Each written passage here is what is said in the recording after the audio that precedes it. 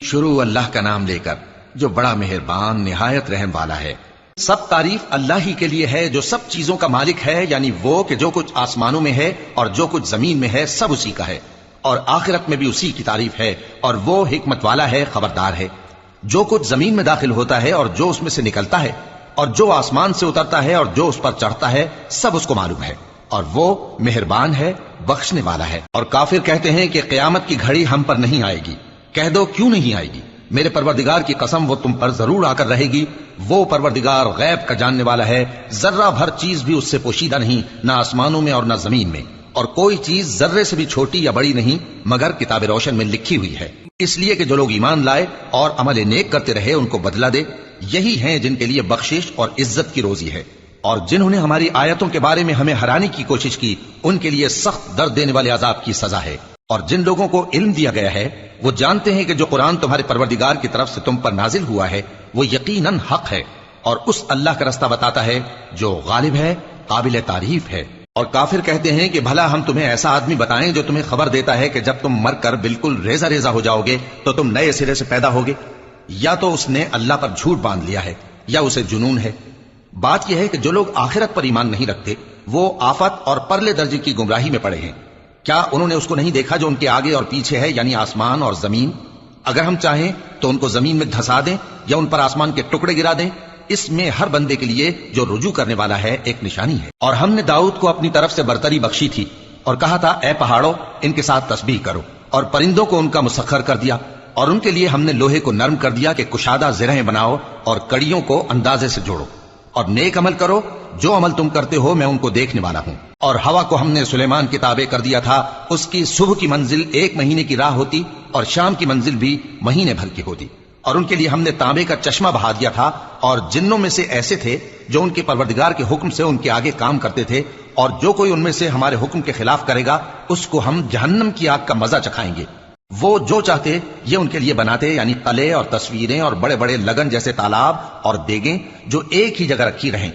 اے آل داؤد شکر کرتے رہو، اور میرے بندوں میں شکر گزار تھوڑے ہیں۔ پھر جب ہم نے ان کے لیے موت کا حکم صادر کیا تو کسی چیز سے ان کا مرنا معلوم نہ ہوا مگر گھن کے کیڑے سے جو ان کے عصا کو کھاتا رہا۔ پھر جب وہ گر پڑے تب جنوں کو معلوم ہوا اور کہنے لگے کہ اگر وہ غیب جانتے ہوتے تو ذلت کی تکلیف میں نہ رہتے۔ اہل سبا کے لیے ان کے وطن میں ایک نشانی تھی، یعنی 2 باغ، ایک داہنی طرف اور ایک بائیں طرف۔ کہا گیا کہ اپنے پروردگار کا رزق کھاؤ اور اس کا شکر کرو، یہاں تمہارے رہنے کو یہ پاکیزہ علاقہ ہے اور وہاں بڑا بخشنے والا مالک۔ تو انہوں نے شکر گزاری سے منہ پھیر لیا، پس ہم نے ان پر بند توڑ سیلاب چھوڑ دیا، اور انہیں ان کے باغوں کے بدلے 2 ایسے باغ دیے جن کے میوے بدمزہ تھے اور جن میں کچھ تو جھاؤ کے پیڑ تھے اور تھوڑی سی بیریاں۔ یہ ہم نے ان کو ناشکری کی سزا دی، اور ہم سزا ناشکرے ہی کو دیا کرتے ہیں۔ اور ہم نے ان کے اور ملک شام کی ان بستیوں کے درمیان جن میں ہم نے برکت دی تھی ایک دوسرے کے متصل دیہات بنائے تھے جو سامنے نظر آتے تھے، اور ان میں آمد و رفت کا اندازہ مقرر کر دیا تھا کہ رات دن بے خوف و خطر چلتے رہو۔ تو انہوں نے دعا کی کہ اے پروردگار ہماری مسافتوں میں دوری پیدا کر دے، اور اس سے انہوں نے اپنے حق میں ظلم کیا، تو ہم نے انہیں نابود کر کے داستان بنا دیا اور انہیں بالکل منتشر کر دیا۔ اس میں ہر صابر و شاکر کے لیے نشانیاں ہیں۔ اور شیطان نے ان کے بارے میں اپنا خیال سچ کر دکھایا کہ مومنوں کی ایک جماعت کے سوا وہ اس کے پیچھے چل پڑے، اور اس کا ان پر کچھ زور نہ تھا، مگر ہمارا مقصود یہ تھا کہ جو لوگ آخرت میں شک رکھتے ہیں ان سے ان لوگوں کو جو اس پر ایمان رکھتے ہیں ممتاز کر دیں، اور تمہارا پروردگار ہر چیز پر نگہبان ہے۔ کہہ دو کہ جن کو تم اللہ کے سوا معبود خیال کرتے ہو ان کو بلاؤ، وہ آسمانوں اور زمین میں ذرہ بھر چیز کے بھی مالک نہیں ہیں، اور نہ ان میں ان کی شرکت ہے اور نہ ان میں سے کوئی اللہ کا مددگار ہے، اور اللہ کے ہاں کسی کے لیے سفارش فائدہ نہ دے گی مگر اس کے لیے جس کے بارے میں وہ اجازت بخشے، یہاں تک کہ جب ان کے دلوں سے اضطراب دور کر دیا جائے گا تو کہیں گے کہ تمہارے پروردگار نے کیا فرمایا ہے؟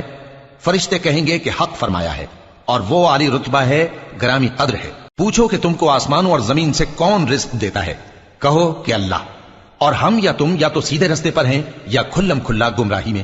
کہہ دو کہ نہ ہمارے گناہوں کی تم سے پرسش ہوگی اور نہ تمہارے اعمال کی ہم سے پرسش ہوگی۔ کہہ دو کہ ہمارا پروردگار ہم کو جمع کرے گا، پھر ہمارے درمیان انصاف کے ساتھ فیصلہ کر دے گا، اور وہ خوب فیصلہ کرنے والا ہے، صاحب علم ہے۔ کہو کہ مجھے وہ لوگ تو دکھاؤ جن کو تم نے اللہ کا شریک بنا کر اس کے ساتھ ملا رکھا ہے۔ کوئی نہیں، بلکہ وہی اللہ غالب ہے، حکمت والا ہے۔ اور اے محمد صلی اللہ علیہ وآلہ وسلم ہم نے تم کو تمام لوگوں کے لیے خوشخبری سنانے والا اور ڈرانے والا بنا کر بھیجا ہے، لیکن اکثر لوگ نہیں جانتے اور کہتے ہیں اگر تم سچ کہتے ہو تو بتاؤ یہ قیامت کا وعدہ کب پورا ہوگا؟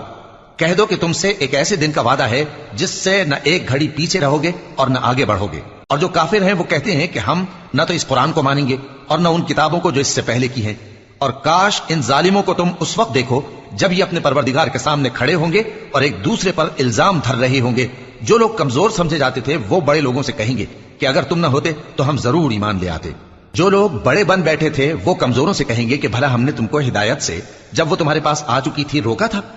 نہیں، بلکہ تم ہی گناہ گار تھے۔ اور کمزور لوگ ان بڑے لوگوں سے کہیں گے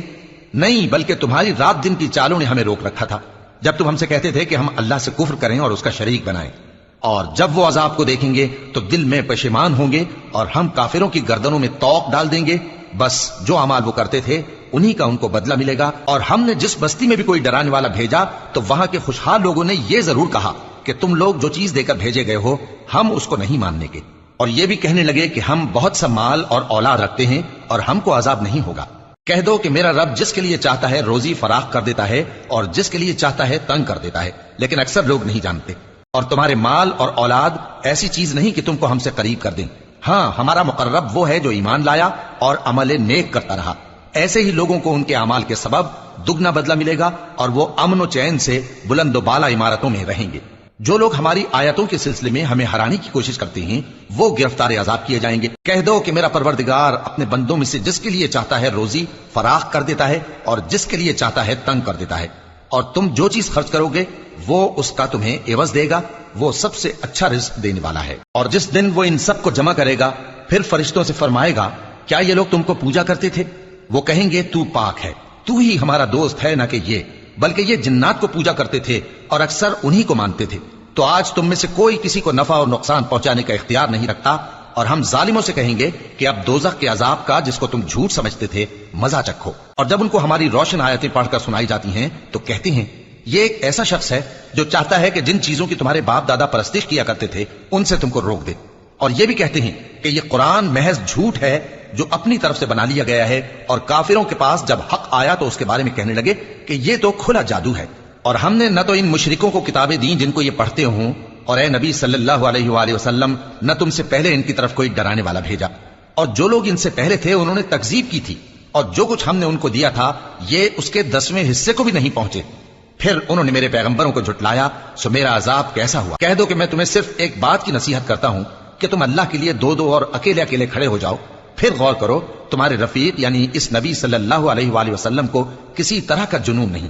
یہ تو تم کو سخت عذاب کے آنے سے پہلے ڈرانے والے ہیں۔ کہہ دو کہ میں نے تم سے کچھ صلہ مانگا ہو تو وہ تمہارا، میرا صلہ اللہ ہی کے ذمے ہے اور وہ ہر چیز سے خبردار ہے۔ کہہ دو کہ میرا پروردگار اوپر سے حق ہی نازل کرتا ہے اور وہ غیب کی باتوں کا جاننے والا ہے۔ کہہ دو کہ حق آ چکا اور باطل نہ تو پہلے کچھ کر سکتا ہے اور نہ دوبارہ کچھ کرے گا۔ کہہ دو کہ اگر میں گمراہ ہوں تو میری گمراہی کا ضرر مجھی کو ہے، اور اگر ہدایت پر ہوں تو یہ اس وحی کے طفیل ہے جو میرا پروردگار میری طرف بھیجتا ہے، بے شک وہ سننے والا ہے، نزدیک ہے۔ اور کاش تم دیکھو جب یہ گھبرا جائیں گے تو عذاب سے بچ نہیں سکیں گے اور نزدیک ہی سے پکڑ لیے جائیں گے اور کہیں گے کہ ہم اس پر ایمان لے آئے، اور اب اتنی دور سے ان کا ہاتھ ایمان کے لینے کو کیسے پہنچ سکتا ہے، جبکہ پہلے تو اس کا انکار کرتے رہے اور بن دیکھے دور ہی سے اٹکل کے تیر چلاتے رہے، اور ان میں اور ان کی خواہشوں میں پردہ حائل کر دیا گیا جیسا کہ پہلے ان کے ہم جنسوں سے کیا گیا، وہ بھی الجھن میں ڈالنے والے شک میں پڑے ہوئے تھے۔